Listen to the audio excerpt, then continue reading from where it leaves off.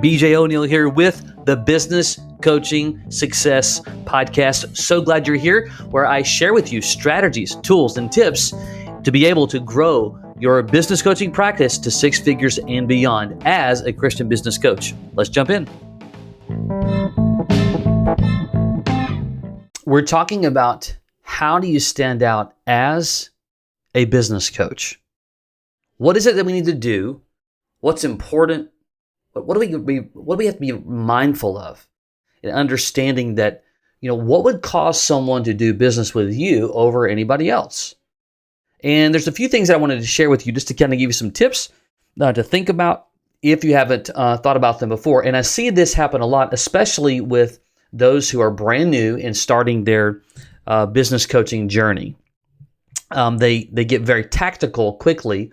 Understandably so. When you're new to it, you haven't done it a lot yet. It's very easy to do that. And so, if you are new, or you've only been doing it for a short time, or perhaps you've been doing it for a little while, but maybe you're not getting the traction that you want, that you hope, that you can get, and you want to.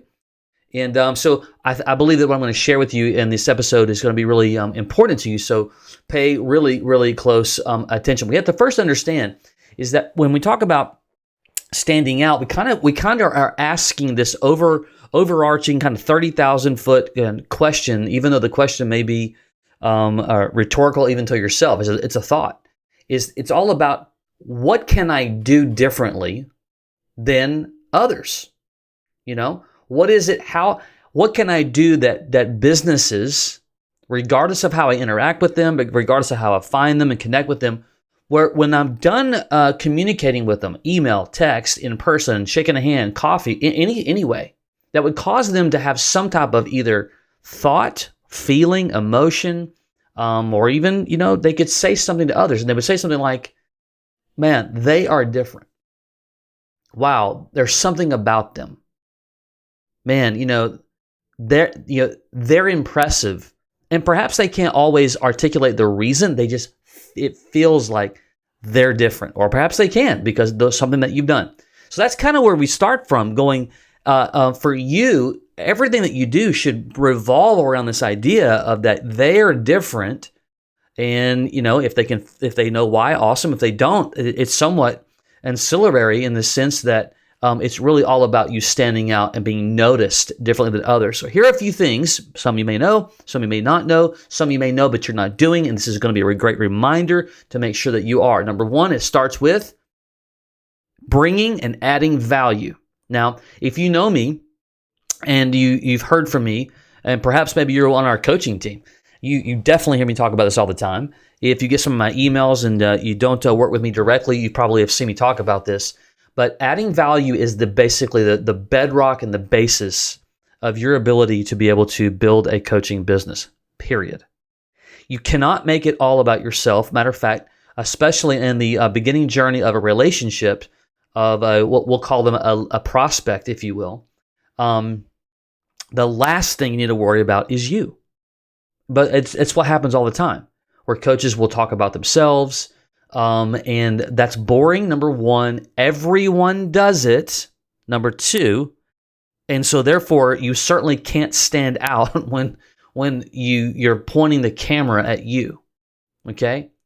So you have to bring value. What are some ways that we can bring value? Well, it comes in a lot of different shapes and sizes, all right? Bringing value to a prospect, to a client, to those that you're around all the time. I'll just give you a few things to think about as to what that really is. But it starts with understanding that as you go about your work every day, you should be asking that question: am I bringing value in this way, or is this going to be viewed just like everybody else? Right. So if you're responding to emails the same way, you can't stand out.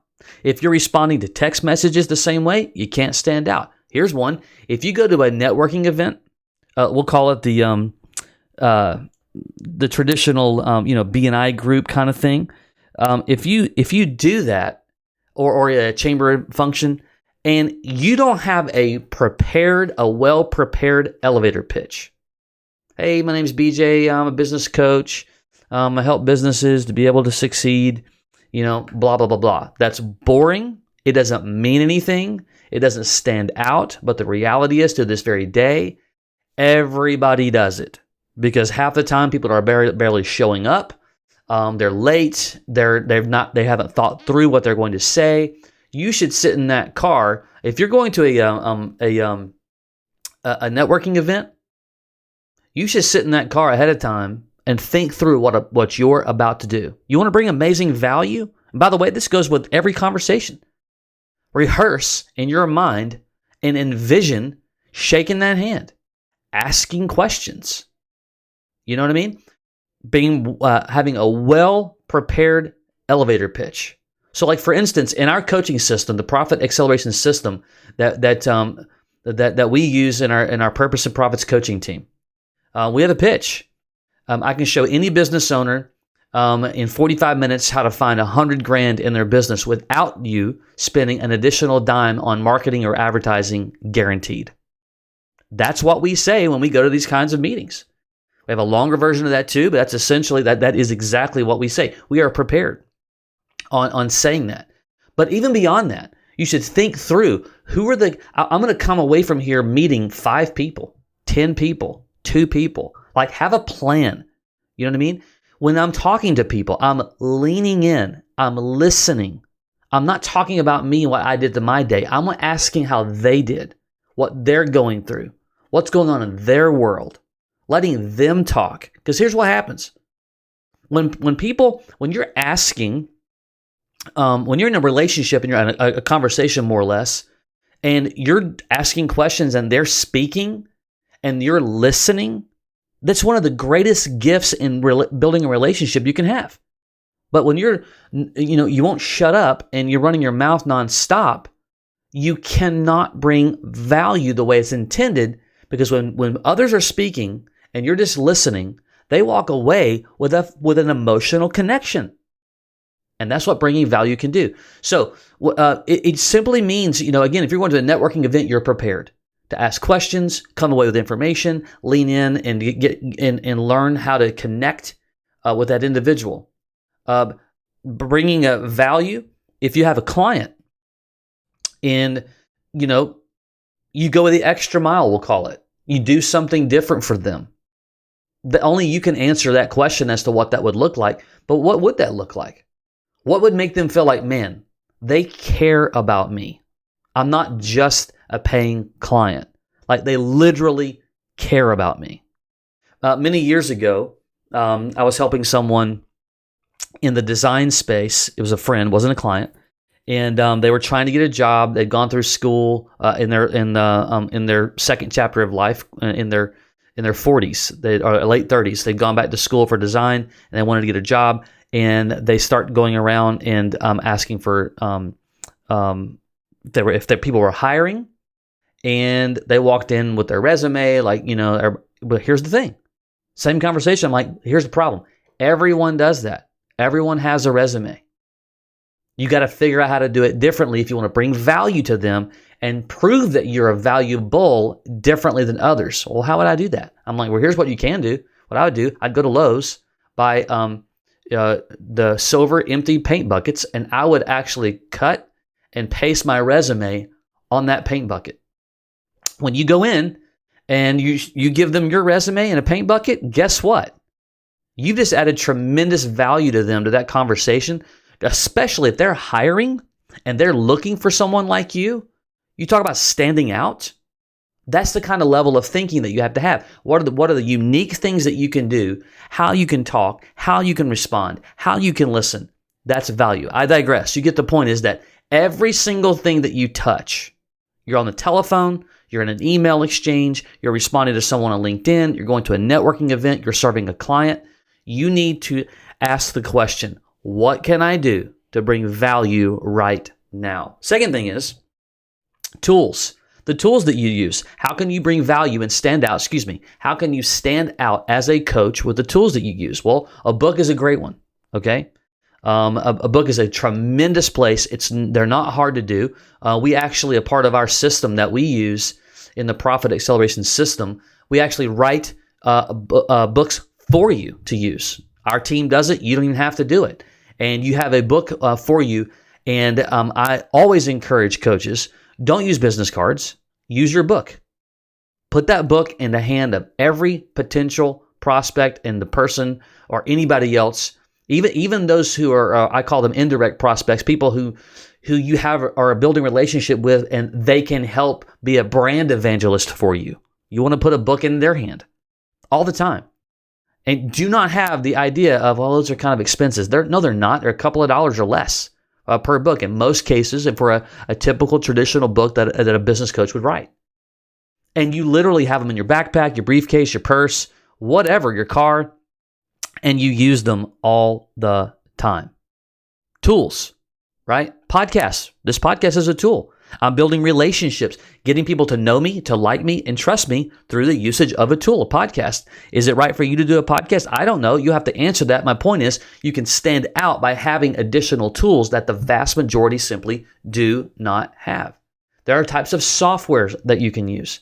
There are all kinds of different pieces to the puzzle. We use software in our system through assessments with our prospects. It's called the 100K Challenge. That's a tool. Helps us stand out. That whole pitch I just shared with you a moment ago, how we found 100 grand, that's called the 100K Challenge. We use a software to do that. Very specialized proprietary software. That's a tool. All of our coaches stand out in a very, very different way because other coaches and platforms simply do not have what we have. And it's an amazing tool. So you have to figure out for yourself as a resource and a tool, what can I use, and just start somewhere.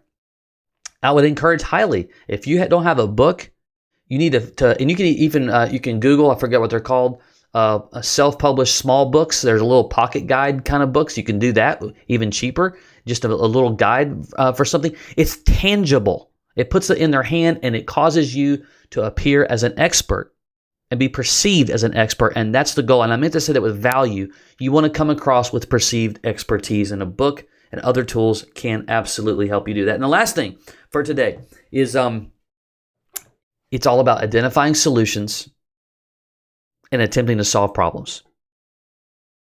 Period. And it's about being able to say the things that others won't say. So if you're working with a prospect and let's just say you're looking at their website, I would never, you're not trying to call their dog ugly, right? We don't want to be mean about it whatsoever. But sometimes we say, hey, listen, I want to give you some advice and some insights. I would actually use the word insights over advice. I'm going to give you some insights on some things that I noticed that you could just think about. All right, it's a very non-intrusive way to add value, identify problems, and offer a solution. So maybe there's something on their site. A lot of small businesses still struggle having a normal website for them, and so it could be one of those things where you can find some opportunities there as well. But you're constantly looking for problems, issues, and you're talking about them in a way that you would solve them. Hey, here's something that you might not know about your XYZ, and you kind of highlight it. And what I would do is XYZ. That's adding value at a deep level. That is standing out at a deep level. That is letting them know, because I'm telling you, so many coaches, they don't do this. They don't. They don't see it through opportunity in finding issues to solve. And you know what? For the right ones, maybe even solve them at no charge. Hey, you know what? I'm going to solve this for you. I'm going to charge you a dime. Think about that. How many times does that happen? Right? So you don't have to make this complicated. Standing out as a coach does not need to be difficult. And there's all these other little things. There's coaches who wear, orange Converses. There's ladies who, come across as the lady boss mode. There's all kinds of different ways to do it. But you have to ask yourself, what are you doing or not doing that you need to be doing to stand out as a coach? At worst case, bring value. Ask the question every single day, what am I doing today that I can add value and change? 2, what tools do you not have? If you don't have enough tools, then you definitely have one arm behind your back. And certainly, when you're communicating with your prospects, especially as you're building your coaching business, you got to make sure that you are at just a deep level, identifying problems, offering solutions in a very, very healthy way, and go from there. Hey, until then, take care.